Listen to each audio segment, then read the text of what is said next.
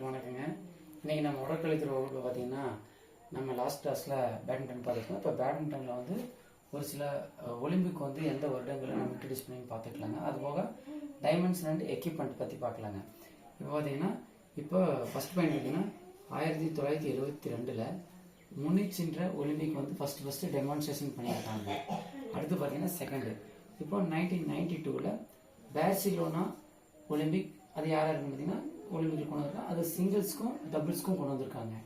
அப்புறம் பார்த்தீங்கன்னா 1996 Atlanta Olympic mixed டபுள்ஸுங்க.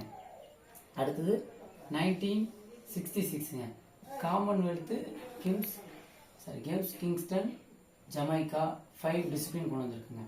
இதில் டைமென்ஷன் பற்றி பார்த்தீங்கன்னா அதில் எக்யூப்மெண்ட் பார்ப்போம். இப்போ சிங்கிள்ஸில் 13.4 மீட்டருங்க, 5.5 மீட்டருங்க. இதனோட கேப் பிட்வீன் பார்த்தீங்கன்னா சிங்கிள்ஸ் லைன்ஸ் பார்த்தீங்கன்னா 0.46 மீட்டர்ஸ் இருக்குங்க.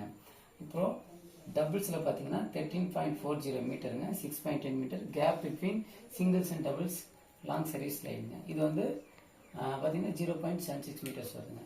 ஓகேங்க, அனைவருக்கும் நன்றி. மீண்டும் நம்ம அடுத்த ஒரு வகுப்பில் பார்க்கலாங்க.